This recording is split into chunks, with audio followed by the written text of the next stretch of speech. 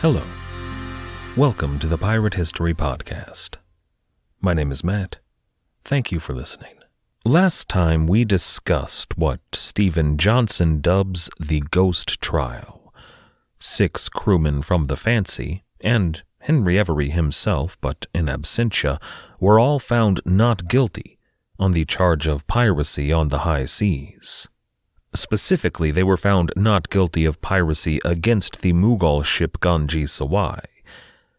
Johnson calls it the Ghost Trial because the proceedings were almost completely erased after the fact.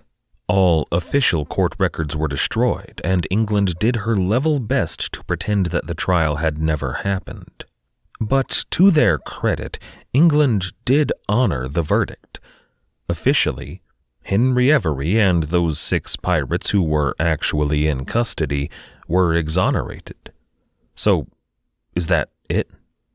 Were these 6 men in custody now free to go? You can imagine them in the courtroom upon hearing the not guilty verdict, throwing their fists into the air and whooping and hugging and generally celebrating. All the while, Judge Hedges calling down, "Order, order!" But these men were not free to go.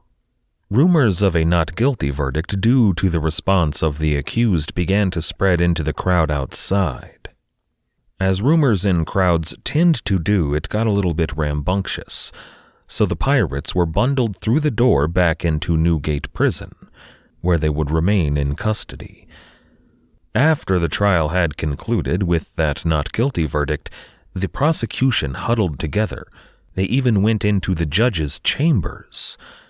They lost this case, somehow, but they were not, under any circumstances, going to let these pirates go free. They needed a new plan. This is episode 255, Villainous Robberies and Barbarities. That first trial, the Ghost Trial, is an important moment in history for a number of different reasons. In the history of the English legal tradition, it sets a standard for a certain honesty and integrity. Even though the Crown and the court hated what had happened, they agreed to abide by the finding of the court, although they were about to do their best to circumvent it. But it's also an important moment in the history of journalism. The daily newspaper was not yet an institution, but weekly journals were published in London and the other large cities in Europe, but they served much the same purpose as a newspaper. And these journals were pumping out daily broadsheets with something like special edition scrawled across the top. When you hear newsies, street urchins in Victorian times hawking newspapers, but when you hear them say, "Extra, extra, read all about it," well, this is what they're talking about. These broadsheets were an extra publication, in addition to their weekly journal.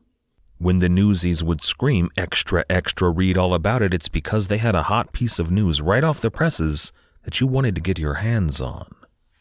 Here in the autumn of 1696, there was only one story: Henry Every. Everyone was writing about the Every gang, and the presses all around London were ready to publish articles about the trial of the pirates. As soon as the proceedings were complete, they were ready to go. One London publication had a journal already printed, but they had a large blank space left for the article about the trial itself. When that journal went out, and it had to go out, there was still just a large blank space. It contained only one single sentence. It read, quote, "We had prepared a more ample account of the trial of the pirates, but in compliance with the prohibition of authority, we have omitted it." England in 1696 had something almost akin to freedom of the press, but not quite. They could still call a complete media blackout any time they wanted. But that was it. No one published anything about the verdict, either guilty or not guilty.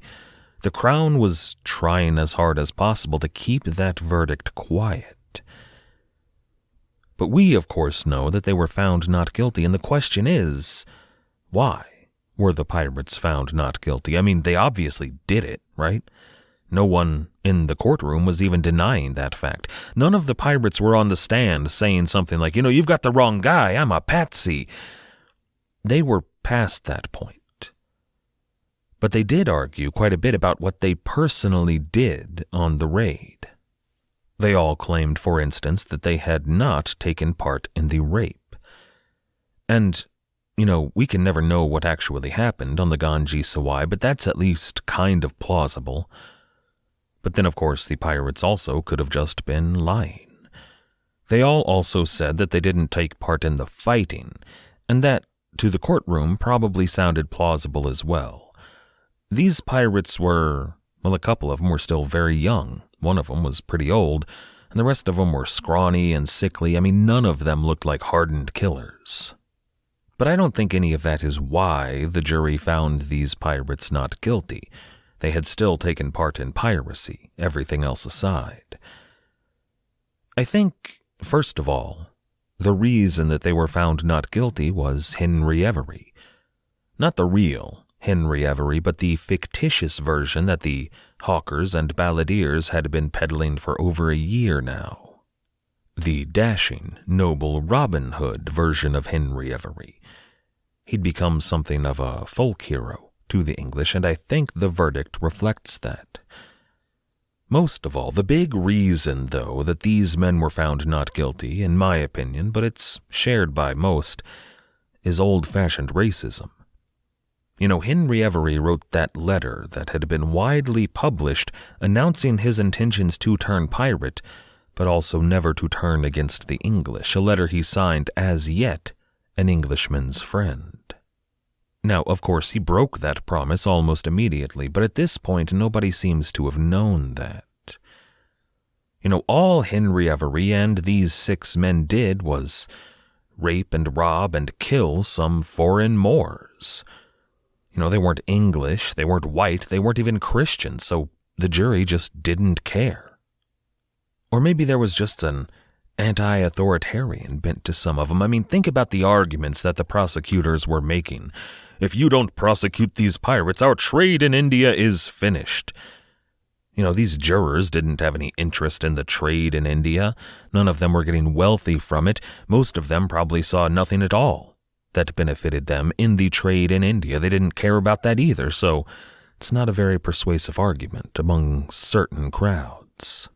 So it looked like the juries just weren't going to care about crimes against Muslims, crimes with which they could not charge the pirates anymore anyway. That would be double jeopardy. But they were going to charge these pirates with something. And if they didn't care about foreigners of different religions, what if they charged these pirates with crimes against Englishmen? The prosecution decided to charge these pirates with mutiny against the captains and owners of Spanish expedition shipping. They were going to charge them with stealing the Charles II.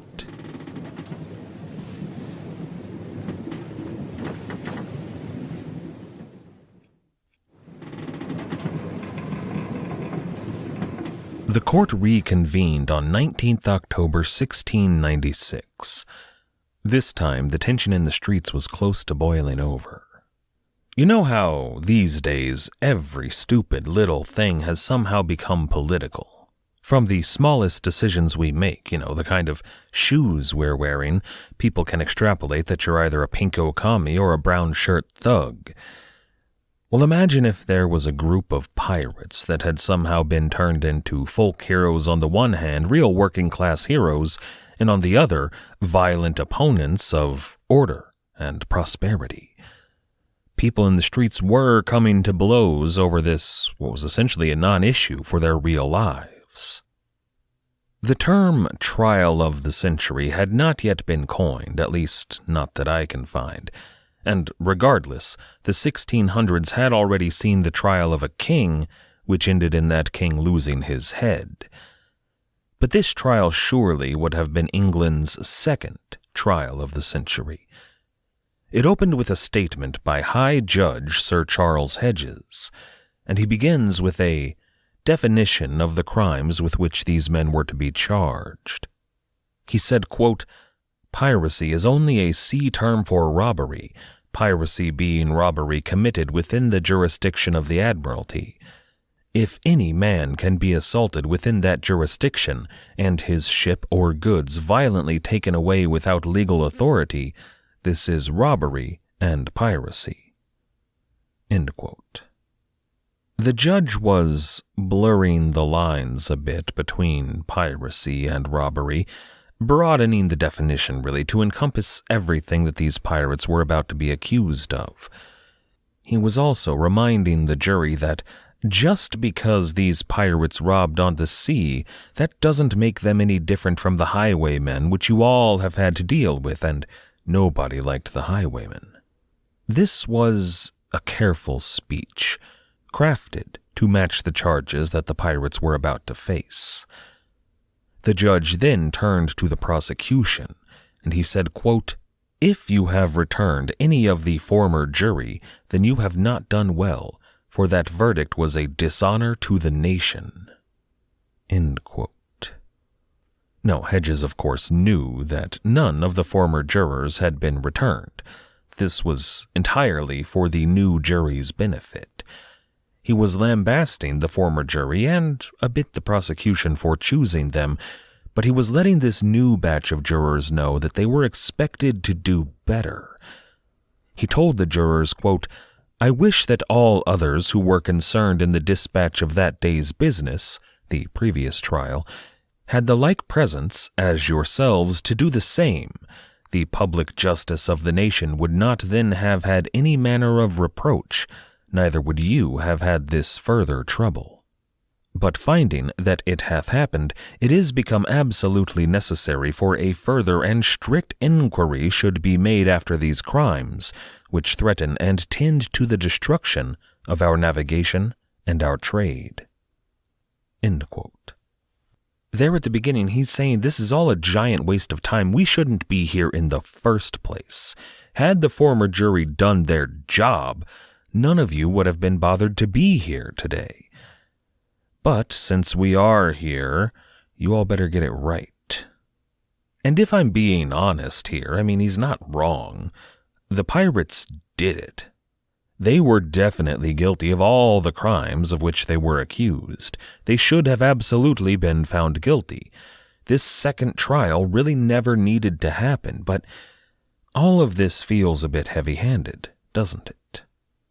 When the judge tells these jurors that the prior verdict was a dishonor to the nation, and that they would only reclaim their honor if they did their jobs right, well, that appears to be telling them what to think. Which is, illegal.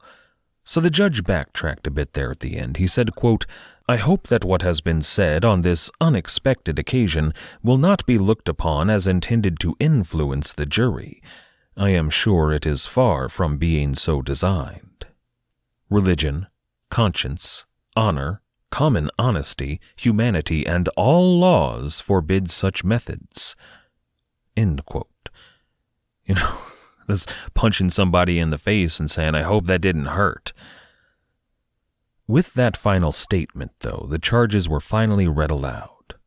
The court charged the pirates, quote, "that Henry Every, alias Bridgman, Joseph Dawson, Edward Forsyth, William May, William Bishop, James Lewis, and John Sparks, on the 30th of May in the 6th year of the reign of our sovereign Lord King William, and the late Queen, did against the peace of God and our sovereign Lord the King, upon the high and open seas, in a certain place about 3 leagues from the Groyne, and within the jurisdiction of the Admiralty of England, piratically and feloniously set upon Charles Gibson, commander of a certain merchant ship called the Charles II."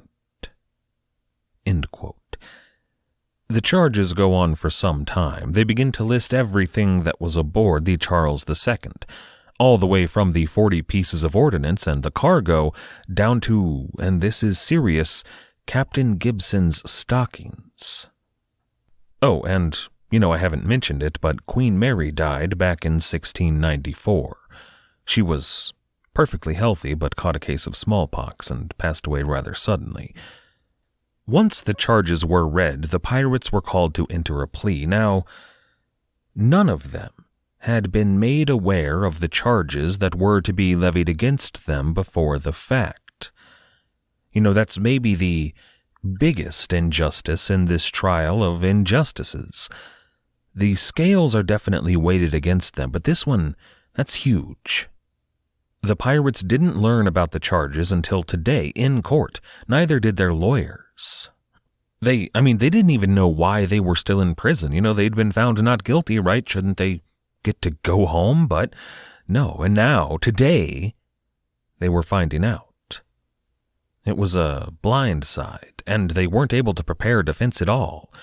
William Dampier, who they called in the ghost trial, might actually have been some good here.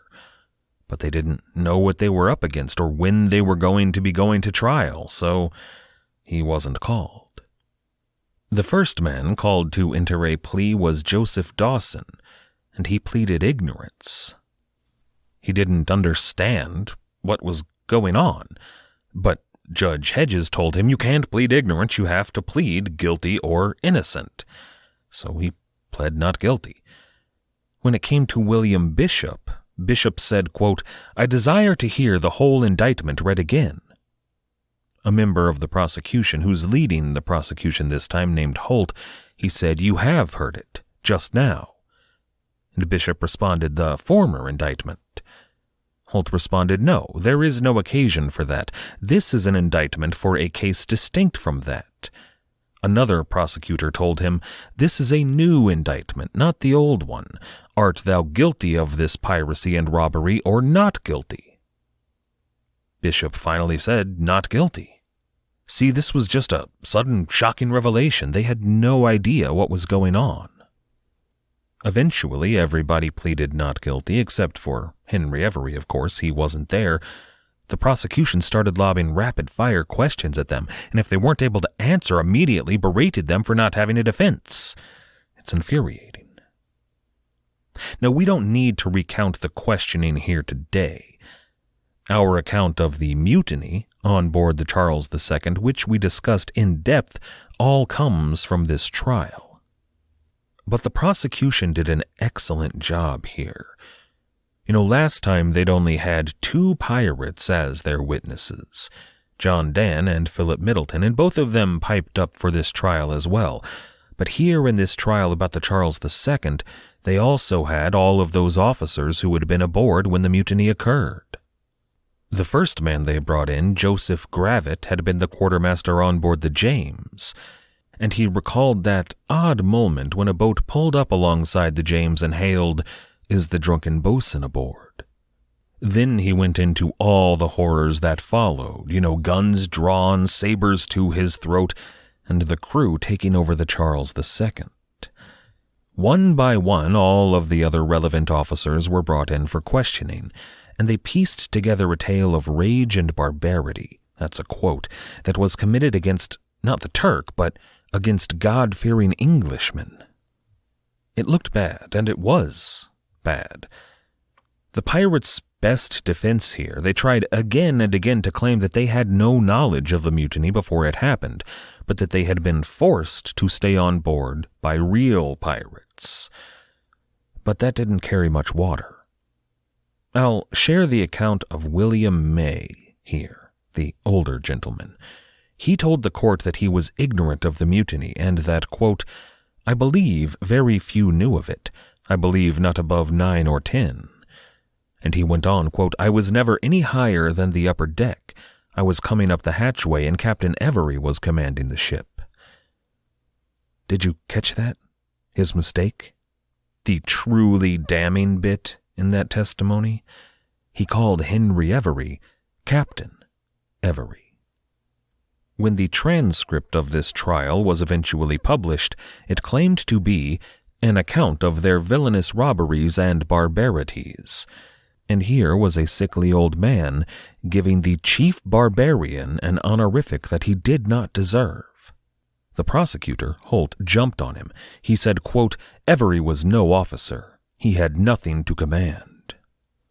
Holt went on to give a bit of a monologue, asking why, if so few of the men were in on the mutiny, why did they not defend their ship? Why did they not defend their captain? Why did they just complacently let all this happen? William May, defeated, could only respond, "I was surprised." Then the prosecution delivered a severe body blow. They called David Cray to testify. Now you may remember David Cray. He was that man who wandered into a little meeting after dinner in the captain's quarters, in which the men, including William May, all toasted their forthcoming voyage. It was a confusing moment at the time, now made abundantly clear. Cray told the court that he'd heard William May refer to Henry Every, his captain, remember, as one of the true cocks of the game and old sportsmen. And then Cray gave this testimony, quote, "I met with William May, the prisoner at the bar. 'What do you say here?' says he. I made him no answer, but went down to my cabin, and he said, 'God damn you, you deserve to be shot through the head.' And then he held a pistol to my head. And then I went to my cabin, and presently came orders from Every that those who would go ashore should prepare to be gone. And when the captain was got out of bed, who was then very ill of a fever, Every came and said, 'I am a man of fortune, and must seek my fortune.'" End quote. You know how World War II wasn't immediately over after the disastrous invasion of Russia, but it was pretty much over. Or how Napoleon wasn't definitely defeated after his disastrous invasion of Russia, but he was pretty much defeated. That testimony, to my mind, was the pirates' disastrous invasion of Russia. The fat lady may not yet have sung, but it was pretty much over. The prosecution did have a few more nails for the coffin, however. First, they questioned the pirates about their shares. They'd all been captured with at least a little bit of plunder on their person, and if they weren't pirates, then how did they come by that Moorish treasure? It makes for dull reading mostly. It's just an account of their shares and numbers, but there is one worthy wrinkle. The pirates got kind of heated in the discussion. Apparently, John Sparks, one of their number, was a bit of a gambler and a bit of a thief. See, they'd all lost money to Sparks, only 19 years old at the time, over both games of dice and just outright theft. And they were all pissed about it, so instead of coming up with, a clever lie, they all just yelled at Sparks whenever they were on the stand, and thus they admitted their guilt here. Finally, the prosecution discussed the pinnace. You may recall that the mutineers called a council after they had left port at A Coruña. There they told every man on board that they were free to leave if they chose, and gave them a pinnace to do so. Now, that pinnace did have a hole in it, and they were 10 miles from shore, but it was an option. Here I'm just going to quote myself from episode 204. I said, William May would later claim that he only chose to continue on with Every because of the leaky pinnace. His word is questionable, but there were others in the same boat. Every man had a decision to make: leaky boat or piracy, riches or death, a drunk captain on a tiny pinnace or a true cock with the finest ship at sea. End quote. In the same boat. Man, my pun game was on point that day, but here, all those chickens are coming home to roost.